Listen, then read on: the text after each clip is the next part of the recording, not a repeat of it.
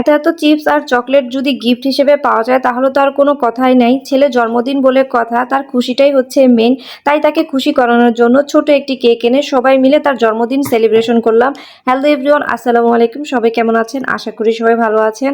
আপনারা কে কোথা থেকে আমার ভিডিওটি দেখছেন অবশ্যই কিন্তু কমেন্ট বক্সে জানিয়ে দিন। সবাইকে স্বাগতম জানাচ্ছি আমার আরেকটি ব্লগ ভিডিওতে। আজকের ভিডিওতে শেয়ার করব আমার ছেলের বার্থডের দিনটি কেমন কেটেছে। যেহেতু বাচ্চা মানুষ, বাচ্চাদের বার্থডেতে যদি একটা বার্থডে কেক কাটা হয় তাহলে কিন্তু ওরা অনেক বেশি খুশি হয়। তাই ভাবলাম যে ওর সকল কাজিনদের নিয়ে ওর জন্য একটা ছোট করে একটা কেক কেটে ওর বার্থডেটা সেলিব্রেশন করব।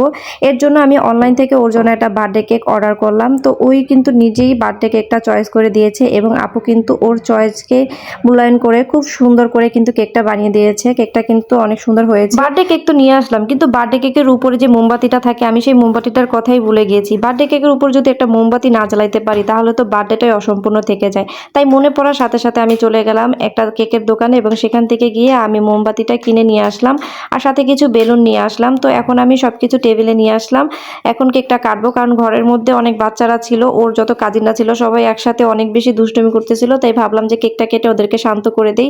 তো আমি কেক কাটার জন্য মোমবাতিটা জ্বালাবো, কোনোভাবেই মোমবাতিটা জ্বলতেছে না। এত চেষ্টা করতেছিলাম, মোমবাতিটা জ্বলতেছে না। অনেকক্ষণ পরে মোমবাতিটা হঠাৎ করে জ্বলে উঠলো।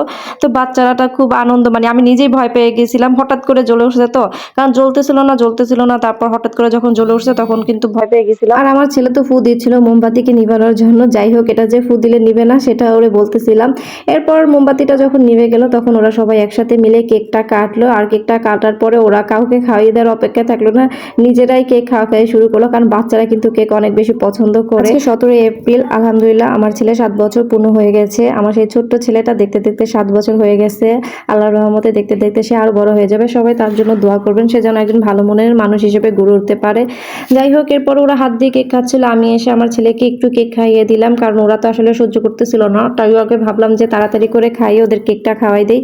এরপর আসলে আমি যতটুকু ভিডিও করতে পারতেছিলাম ভিডিও করছি, কারণ হচ্ছে বাচ্চারা এত বেশি চিল্লাচিল্লি, এত বেশি খেলা দুষ্টুমি সবকিছু মিলিয়ে ওরা এত এনজয় করতেছিল যে আসলে আমার ভিডিও করাটা পসিবল হচ্ছিল না। তো আমি যতটুকু পারছি ততটুকু ভিডিও করছি আর আপনাদের সাথে শেয়ার করছি। এরপর আমি কেকটা কাটতে নিয়ে গেলাম আর বাচ্চাদেরকে আমি চিপস দিচ্ছিলাম যে তোমরা চিপসকে, আমি কেক কাটে নিয়ে আসছি।